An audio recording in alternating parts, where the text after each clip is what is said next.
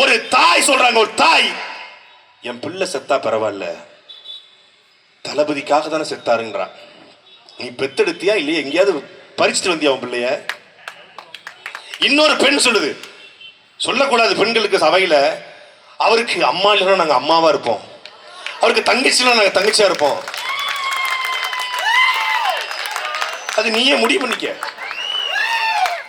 சொல்லுதாங்க. யாரு? குப்பை கூட்டுறவன், தெரு பொறுக்கிறவன், 10 பொண்டாட்டி வச்சிருக்கான். அப்பனா உனக்கு எவ்வளவு ஏத்தமடா? குப்பை கூட்டுறவனா? அப்ப தூய்மை பணியாளர்கள் என்றால் உனக்கு அவ்வளவு இழிவா, அகங்காரம், அத்துமுறா? குப்பை கூட்டுறவன் கூட 10 பொண்டாட்டி வச்சிருக்காங்க, தளபதி வச்சு கூடாதுன்னு கேட்கிற ஒருத்தி. அவ கட்சியில் எனக்கு தெரிஞ்சு அந்த கட்சியினுடைய மகளிர் பாசறை பொறுப்பாளருக்கு வாய்ப்பு இருக்கு. இந்த மாதிரி ஆட்கள் இருக்கிறதுனாலதான் அவர் என்ன பண்றாரு. இப்ப இந்த மாதிரி ஆட்கள் யாரு?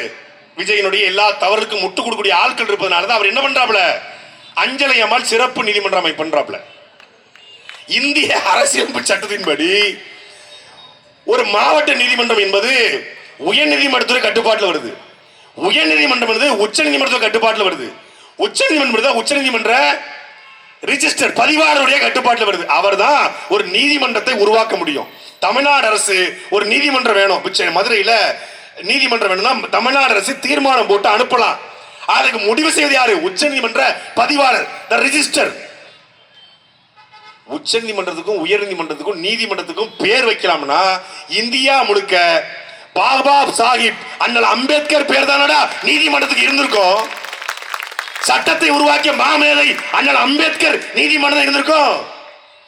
நம்ம இடுமானம் கட்டம் கேட்டாரு, டேய் நீதிமன்றத்துக்கு தான் பேர் வைக்கலாம் இருந்தா கருணாநிதி ஊழல் ஒழிப்பு நீதிமன்றம் வச்சிருக்க மாட்டாங்களா? வச்சிருப்பாங்க. கலைஞர் கருணாநிதி ஊழல் ஒழிப்பு, கலைஞர் ஊழல் ஒழிப்பு, நல்லா இருக்குடா, வச்சிருப்பாங்க. சொல்றாப்லங்க, அஞ்சலை அம்மாள் சிறப்பு நீதிமன்றம் எதுக்கு? பெண்களுடைய பிரச்சனை தீர்வு காண. முத கேஸ் யாரு கேஸ் தெரியுமில்ல? சங்கீதா கேஸ் தான். அப்படி அமைக்கப்பட்ட முதல் வழக்கு. இவர் ஒரு தலைவர், இவரோட கூட்டம் என கூடியிருக்கிறவங்க பூரா முட்டாள்கள், அறிவெளிகள், சோசியல் டஸ்ட், சமூக குப்பை, மொத்த குப்பையும் கூட்டிட்டாங்க. விஜய் அரசியல் வந்து ஒரே ஒரு நன்மை என்ன தெரியுமில்ல? தமிழ்நாட்டில் இவ்வளவு அரசியல் குப்பைகள் இருந்திருக்கிறது என்பதை விஜய் இந்த சமூகத்துக்கு காட்டார். இவ்வளவு பேர் இருக்காங்க. எல்லாரும் யாரு? படிச்சவன், +2 மினிமம் டிகிரி, பிஇ, எம்பிஏ என்று குறைந்தபட்சம் ஒரு பட்டதாரி. அவன் படிச்சவன், சமூக வலைதளத்தை கையாளக்கூடியவன். அவன் தான் சொல்றான், தளபதி வந்தார்னா நாடு சொர்க்கமா மாறிடும். என்ன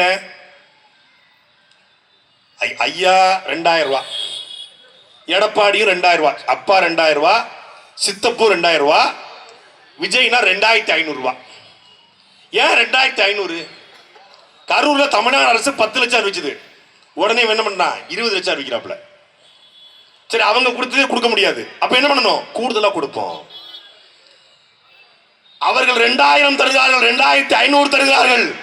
நான் என் மக்களுக்கு கல்வியை, மருத்துவத்தை, குடிநீரை இலவசமாக தருவேன் என்று எவன் சொல்கிறாரோ அவர்தான் மக்களுக்கான தலைவன்.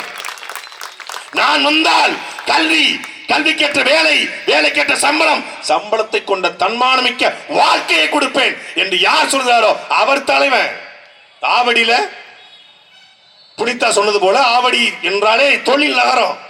இந்தியாவுடைய ராணுவத்துக்கான தளவாடங்களை, இந்திய ராணுவத்திற்கான உடையை தயாரிக்கக்கூடிய தொழிற்சாலைகள் இருக்கக்கூடிய இடம். ஆயிரக்கணக்கான இளைஞர்களுக்கான வேலை வாய்ப்பு இருக்கு.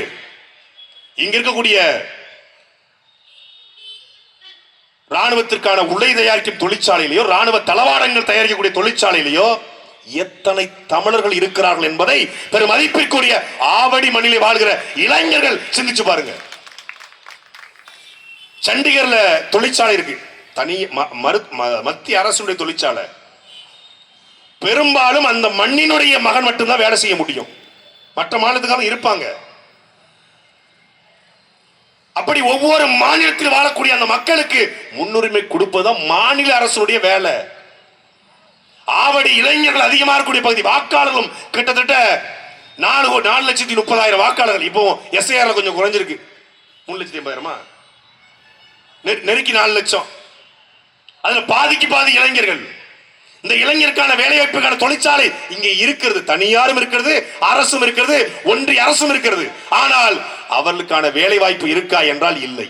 திமுக தேர்தல் அறிக்கை, நாங்கள் ஆட்சிக்கு வந்தால் 90 விழுக்காடு தமிழ்நாட்டு வேலை தமிழருக்கே என்பதை உறுதிப்படுத்துவோம்.